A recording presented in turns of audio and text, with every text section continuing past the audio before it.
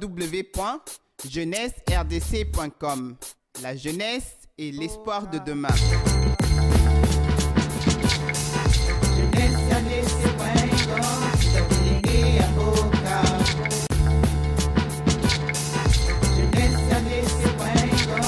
Chers internautes, chers téléspectateurs, bonjour, bienvenue dans votre chronique de la semaine. Vous qui nous suivez sur www.jeunesseRDC.com.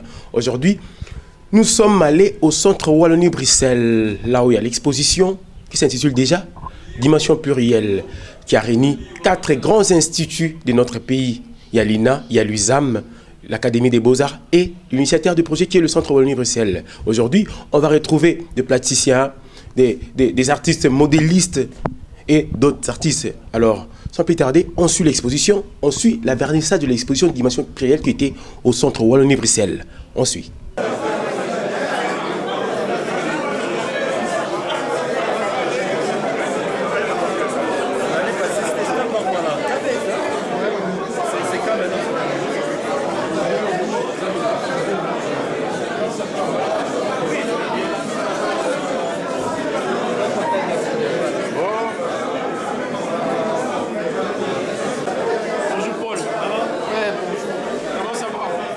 Ça va très bien.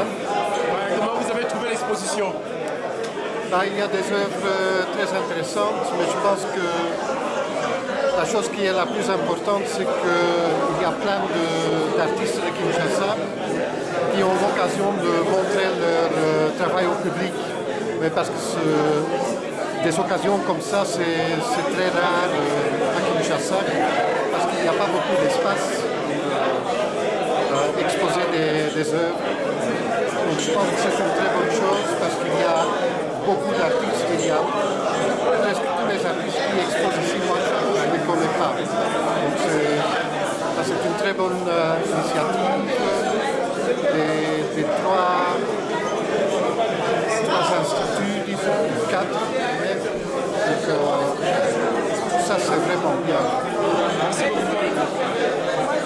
Maître Ndanzi, comment vous avez trouvé l'exposition? C'est une très belle exposition, des jeunes talents, et ces jeunes, ils ont beaucoup de prouesses parce qu'ils ont eu peu de temps pour réaliser ces œuvres-là. Et ces œuvres témoignent de la vie quotidienne dans notre pays, et c'est sur le plan rendu, sur le plan plastique, ce sont des très belles créations, et ça montre qu'il y a des soucis de créativité dans les chefs de ces jeunes talents, de ces jeunes artistes. Et je crois que nous allons inviter le grand public à venir voir ces œuvres pour encourager, stimuler le talent, la créativité de ces jeunes. Parce que c'est Dimension plurielle, c'est un événement qui donne à voir au grand public les œuvres de ces jeunes artistes. Quand ils sont enfermés dans leur atelier, certes, ils n'ont pas les moyens de faire une exposition, ils n'ont pas les moyens de publier un catalogue. Et ici, ils ont la chance que les œuvres soient publiées dans un catalogue. Et or, un catalogue, c'est un outil par excellence de promotion des artistes au niveau national et international. Je sais qu'à travers votre émission, qui sera sans doute relayée par l'Internet, le monde entier verra les œuvres de ces jeunes artistes. Merci beaucoup, maître.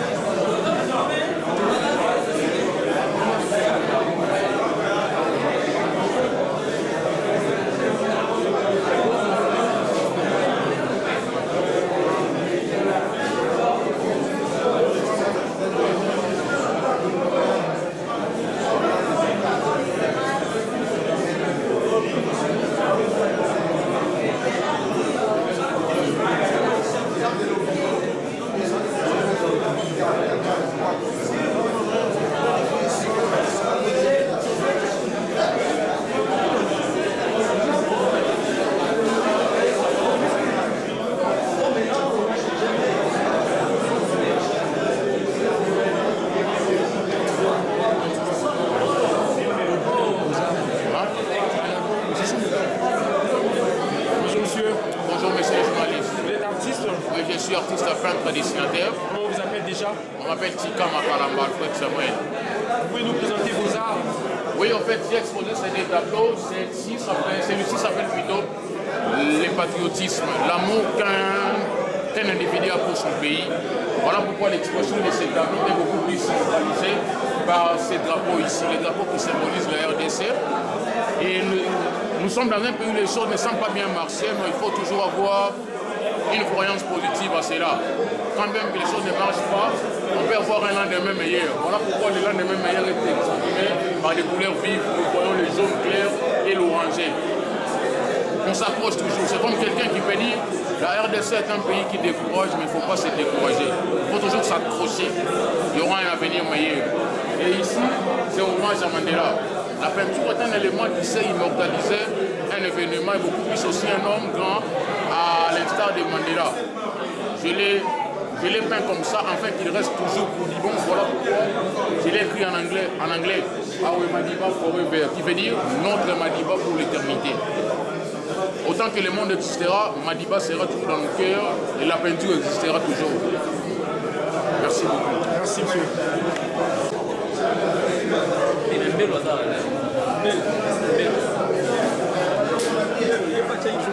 Ah!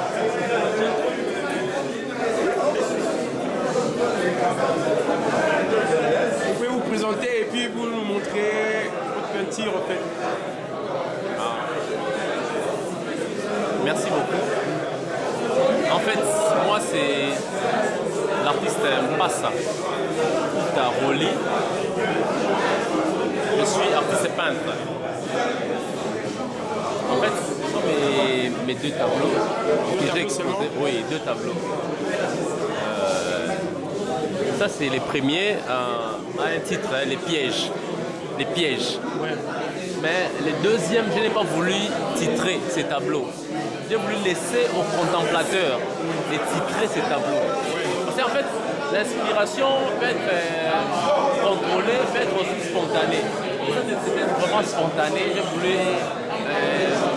nager dans les jeux de forme. Je n'avais pas encore d'idée. J'ai dit sans titre.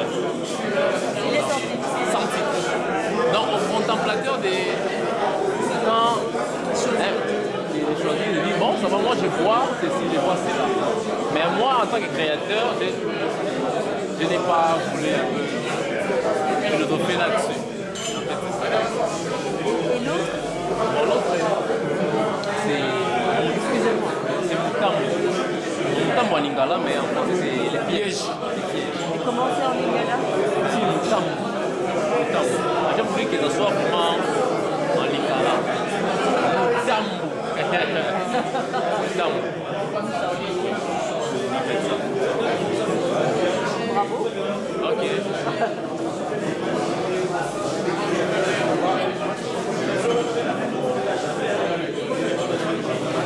Bonjour madame. Bonjour. Votre impression pour cette exposition? C'est très diversifié. Comment on vous appelle d'abord? Comment je m'appelle? Cécile Brochet. Je viens de Bruxelles. Ouais. Voilà. Comment vous avez trouvé l'exposition? Très divers, c'est très riche, c'est très différent d'une pièce à l'autre. Beaucoup de personnalités différentes. Voilà. Qu'est-ce que vous allez dire aux artistes qui ont exposé aujourd'hui? Ce que je vais leur dire, que c'est un très beau travail en tout cas. Très intéressant. Moi, je vis en Europe, donc mon regard est un peu différent. On sent qu'ici, toutes les influences sont autres. Et donc, voilà, pour quelqu'un comme moi, c'est très riche. Donc, qu'est-ce que je vais leur dire? Je vais leur dire merci, voilà. Merci beaucoup, madame.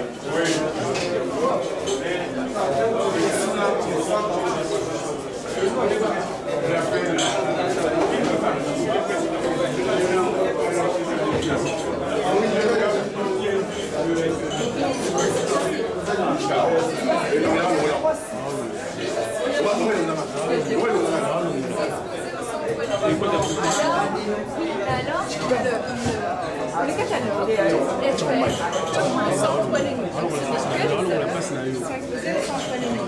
Donc, si tu n'exposes pas sans toiletterie, il n'y a pas de catalogue. Maintenant, peut-être que à ce catalogue, on peut faire un catalogue, mais l'organisation, c'est le nom ou dimension plurielle.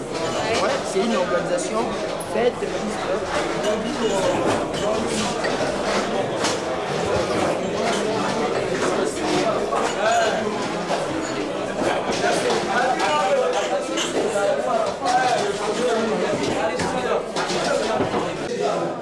Ouais, c'est Toto Kisaku Mbengana, artiste, comédien et metteur en scène.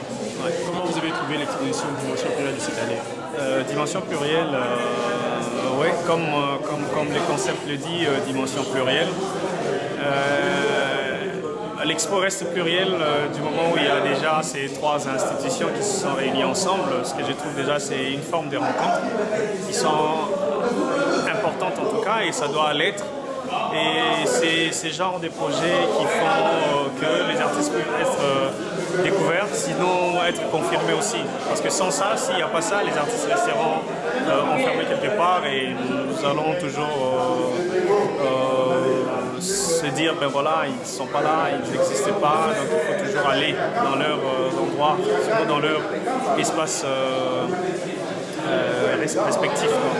Mais j'ai beaucoup apprécié. Maintenant, reste que nous puissions aller vers l'INA et surtout l'ISAM pour voir, et à l'Académie des Beaux-Arts déjà, c'est bien présent aussi, et pour voir d'autres œuvres en tout cas. Donc, félicitations déjà au Centre Wallonie Bruxelles, mais aussi à ces trois institutions qui ont eu l'idée déjà de pouvoir partir d'une telle initiative. Je comprends pas, l'INA, sa participation, c'est seulement au niveau de l'exposition, des exposés, les lieux de l'exposition, parce que jusque-là, on ne voit rien de l'INA ici, surtout ici au Centre Wallonie Bruxelles. Mais à ce que je sache, si ici à l'Académie des Beaux-Arts, certainement les gens doivent aussi aller à l'INA pour voir ce que l'INA aussi propose. Les gens doivent aussi aller peut-être à l'ISAM pour voir ce que l'ISAM propose comme projet. Mais je pense que certainement, comme c'est un projet qui va durer quelques jours, mais certainement il y aura d'autres programmations de théâtre ici, sinon des expos, comment ça appelle ça, des modes, oui, j'espère. Des tenues vestimentaires, je pense qu'il y en aura toujours. Mais là, j'ai vraiment apprécié la qualité de travail. Déjà, si c'est des étudiants ou des gens qui viennent de finir, je pense que le projet est intéressant. Ouais, merci beaucoup. Bonsoir. Dimension plurielle encore 2015. Qu'est-ce que vous avez innové par rapport aux années précédentes? Écoute, d'abord, le concept, c'est ce qui est plus important. L'innovation, on doit les constater dans le temps et dans l'espace. Mais déjà, le fait de pouvoir réunir, comme j'aimerais bien reprendre le mot de la déléguée, la jeune création, dans la synergie, c'est ce qui est très important parce qu'il ne s'agit pas que seulement des arts plastiques. Hein. Il y en a aussi le stylisme avec l'INA, Institut des Arts, l'Académie des Beaux-Arts, ISAM également, bien entendu. Vous avez aussi entendu, on parlera également de l'ESAO, l'Institut supérieur de l'architecture et de l'urbanisme. Qu'est-ce que je voudrais dire? La plus importante, c'est cette coalition ou cette unité ensemble qui progresse pour la création congolaise. Parce que ce qui fait avancer une société, c'est la création et la créativité. Une création, une évolution constante et permanente dans la créativité fait en sorte que la société évolue. Et les artistes qui ne restent qu'un kiosque par excellence pour démontrer cette créativité. Donc je pense, cette initiative dans son concept, il est à louer, d'autant plus que maintenant nous sommes à la 4e édition. Je suis brusqué à la 5e, 6e édition. Nous allons commencer à vivre les effets, comme on dit, les effets positifs et à impact visible. D'autant plus qu'il faut stimuler dans la jeunesse congolaise la créativité, parce que créer des œuvres de l'esprit demande une certaine concentration, implique une certaine force, puissance, parce qu'on est en train de déployer la volonté de pouvoir donner le meilleur de soi-même, et surtout que où là on parle de l'émergence, je pense qu'on a besoin de cette création et de cette distance de la créativité. Voilà un peu le mot. Merci beaucoup. Chers internautes, chers téléspectateurs, votre chronique touche à sa fin. Merci de nous avoir suivis. Vous qui nous suivez sur www.jeunesseRDC.com. Je profite de l'occasion pour saluer celui qui est derrière la caméra, Patrick Mbouli, l'homme qui fait bien. Je n'oublie pas Niclette Mbompia, comme on l'appelle, depuis Londres. Et salue-moi, tous tes fils, toutes tes filles qui sont entourés avec toi, là, quand je me suis maintenant. Je n'oublie pas Monsieur Théo Dipumba, Monsieur Chris BBT, je n'oublie pas Teddy Zalo, Richard Star Akessa, je vous oublie la famille Moussoumbi, vous qui nous suivez partout dans le monde. Quant à moi, je vous retrouve la prochaine fois pour un nouveau numéro de votre chronique de la semaine. Salut.